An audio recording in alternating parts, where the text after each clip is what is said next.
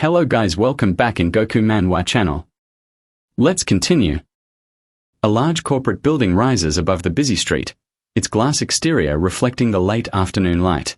Inside, rows of employees sit at their desks, headsets on, speaking rapidly with clients or typing away at their screens. The environment is clean, bright, and structured. Phones ring. Voices overlap.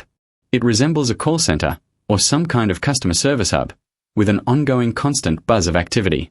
Zheng Shuya steps slightly away from the noise, holding her phone as she makes a work call. Her tone is professional and composed as she introduces herself as a reporter from Finance Weekly. She waits patiently, listening to the ringtone echo in her ear. Someone finally answers. The voice on the other end introduces himself as Cheng Shu, the secretary of Director Shi from Mingyu Bank. His tone is polite, formal, and almost mechanical, the kind of voice trained to handle corporate communications. He informs her that a month ago, their magazine had scheduled an interview with Director Shi, and due to Director Shi's personal reasons, they must postpone it by a week. A flicker of frustration crosses Zheng Shuya's face. Interviews are extremely time-sensitive in her industry. The timing, the relevance, the market, everything changes fast. If the interview is delayed by a week, the entire purpose behind it might collapse. She knows this is not just about a delay. It affects her work, her schedule, and possibly the feature she spent time preparing. She keeps her voice steady as she asks whether there is any possibility of keeping the meeting. She tries to negotiate, suggesting alternatives. Maybe they could squeeze her into Director Shi's already planned schedule. Maybe the interview could even be done over the phone. She insists that she doesn't need much of his time. 3 hours. Then she corrects herself. 2 hours would be enough. Cheng Shu pauses before responding. He explains that Director Shi has an important dinner scheduled that evening, implying that time is limited and flexibility is impossible. His reply is careful, diplomatic, and non-committal. He offers only one solution. He could arrange a location where she could wait in case Director Shi becomes available, but he cannot guarantee that the interview will happen. There is a possibility that she might wait for hours and return with nothing. Zheng Shuya knows the risk. She knows she may waste her entire evening. But she also knows opportunities don't wait in her profession. Without hesitation, she requests the address. Cheng Shu repeats that there is no guarantee, almost warning her not to expect too much. She ends the call. The moment the line disconnects, she lets out a slow exhale, her irritation finally showing. Her hand tightens slightly around her phone. She mutters to herself, trying to process the fact that everything she planned may fall apart because of one sudden scheduling change. Her friends, sitting at a nearby table, notice her expression and the seriousness of the call. One of them leans closer and asks casually, "Who is Shi Yang?" Zheng Shuya doesn't answer immediately.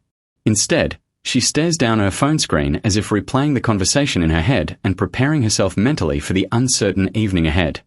Despite the low expectations placed on him at just 27, Shi Yang had already reshaped the business world through sheer determination and ability. People initially thought he was too young, too inexperienced, someone who would simply maintain the remnants of what was left of his family legacy. Instead, he took over Mingyu Bank at the exact moment when it was collapsing. The company was drowning in crisis, its future uncertain, with investors and partners losing faith rapidly. Yet through his decisions, strategy, and relentless effort, he dragged the entire institution back to stability. Within a short time, he turned it into one of the most talked about success stories in the financial industry. His name alone now carried power. Even hearing it once was enough to draw attention. Reporters dreamed of getting close to him, because interviewing Shi Yang meant headlines, views, respect, and industry recognition. Zheng Shuya's friend looks at her with wide eyes, shocked that she was about to give up her personal plans for something so intense.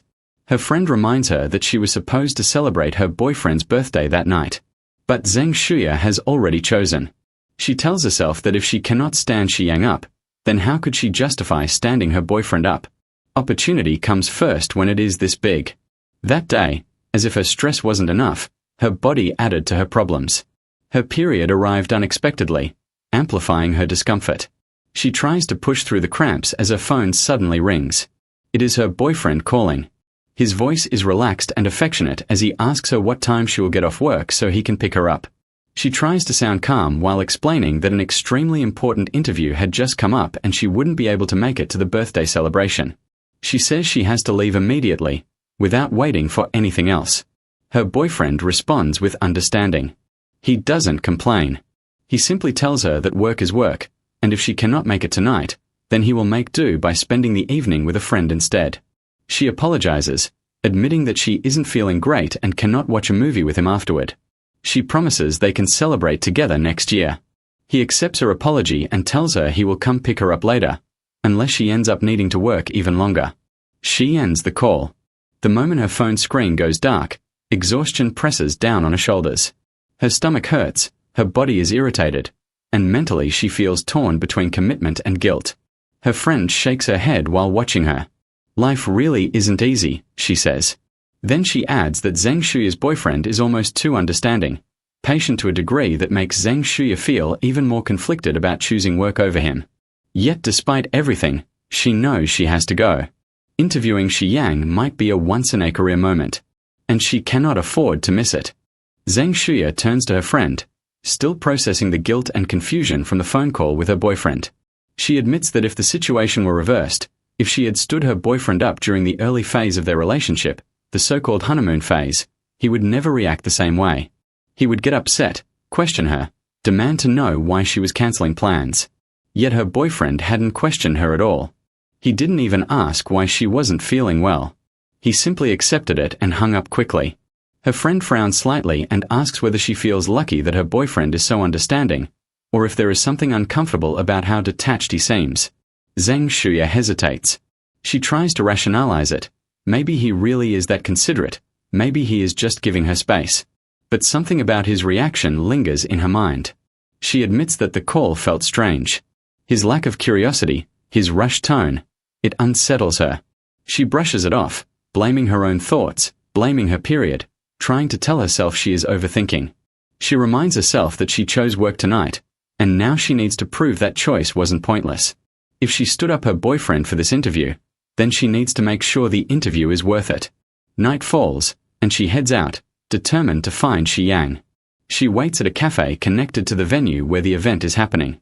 The place is quiet and dimly lit, warm lights reflecting on polished tables. The smell of coffee lingers in the air. She glances at her phone screen repeatedly as minutes turn into hours. Her cramps worsen.